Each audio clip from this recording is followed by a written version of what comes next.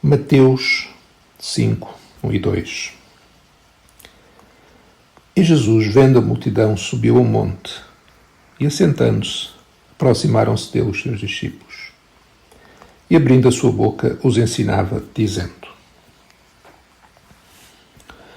Nos capítulos 5, 6 e 7 de Mateus, é-nos apresentado um sermão pregado pelo maior pregador de todos os tempos, o Senhor Jesus. As palavras que Jesus proferiu são as palavras do próprio Deus. Ele desceu do céu. O que ele disse, o que ele ensinou, tem que ser ouvido, escutado com muita atenção e meditado e colocado em prática. Jesus, vendo a multidão, subiu ao monte e assentou-se. Como qualquer rabi no seu tempo, ao assentar-se, ele estava a convidar os seus discípulos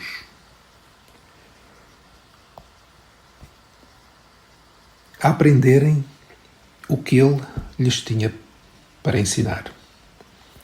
No entanto, a multidão também estava lá e também ouviu as suas palavras, o seu ensino, como podemos comprovar no final deste discurso, deste sermão, em Mateus 7, 28 e 29. E aconteceu que, concluindo Jesus este discurso, a multidão se admirou da sua doutrina, porquanto os ensinava como tendo autoridade e não como os escribas. O ensino de Jesus começa por aquilo que é conhecido como as bem-aventuranças. As bem-aventuranças são o início daquele que é conhecido como o Sermão da Montanha. São como um manifesto do reino de Jesus. São uma declaração sobre aqueles que são os cidadãos do seu reino.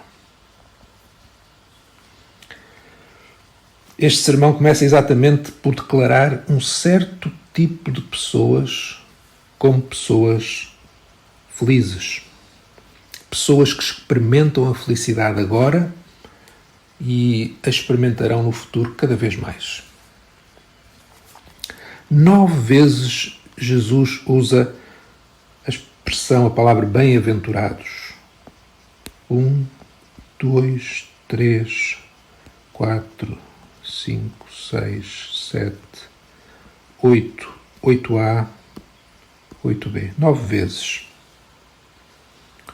9 vezes Jesus diz que os cidadãos do seu reino são pessoas bem-aventurados. Jesus apresenta as características destas pessoas e quais as razões por que elas são felizes. Os pobres de espírito, os que choram, os mansos, os que têm fome e sede de justiça, os misericordiosos, os limpos de coração, os pacificadores e os que sofrem perseguição por causa da justiça e os que sofrem perseguição. Bem-aventurados sois vós quando os injuriarem, perseguirem, mentindo, disserem todo o mal contra vós por minha causa. Os que sofrem perseguição por causa de Jesus. Eles são felizes porque deles é o reino dos céus. Os pobres de espírito é o reino dos céus. E os que sofrem perseguição porque deles é o reino dos céus, no presente.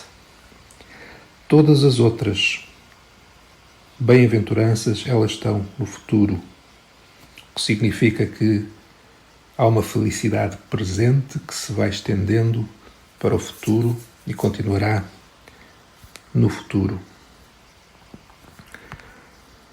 Os que choram porque serão consolados. Os mansos, porque herdarão a terra. Os que têm fome e sede de justiça, porque serão fartos. Os misericordiosos, porque alcançarão misericórdia. Os limpos de coração, porque verão a Deus. Os pacificadores, porque serão chamados filhos de Deus.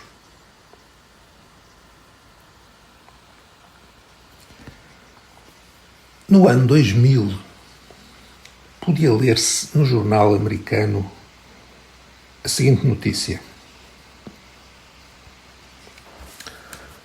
John F. Kennedy Jr. foi responsável pelo acidente de avião que causou a sua própria morte, da esposa e da cunhada em 16 de julho do ano passado.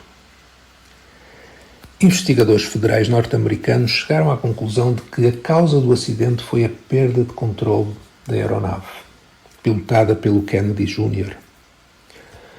No relatório que ainda será divulgado, os investigadores do Departamento Nacional para a Segurança dos Transportes, NTSB em inglês, concluem que a causa provável do acidente foi a desorientação espacial, da qual foi vítima o jovem piloto na tarde de 16 de julho de 1999, quando se aproximava da ilha Martha's Vineyard, ao comando do seu pequeno avião.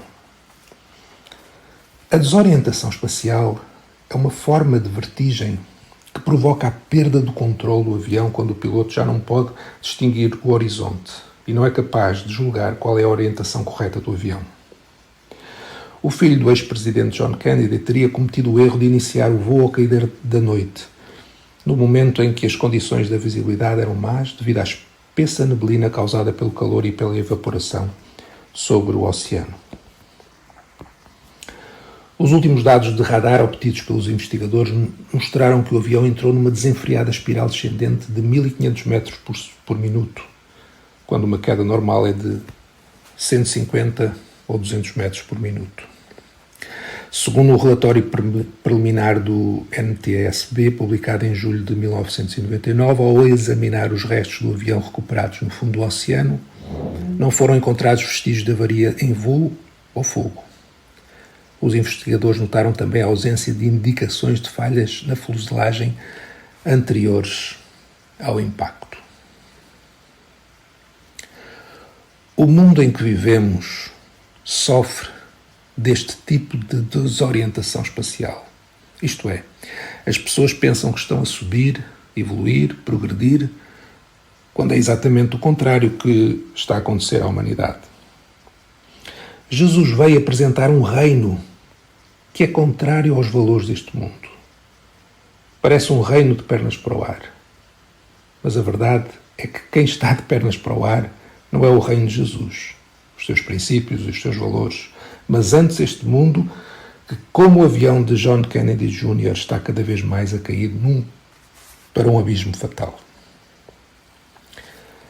Para os discípulos, para os crentes verdadeiros, as bem-aventuranças são como o cockpit de um avião. Estas bem-aventuranças podem servir-nos como o cockpit de um avião. Ao olhar para elas,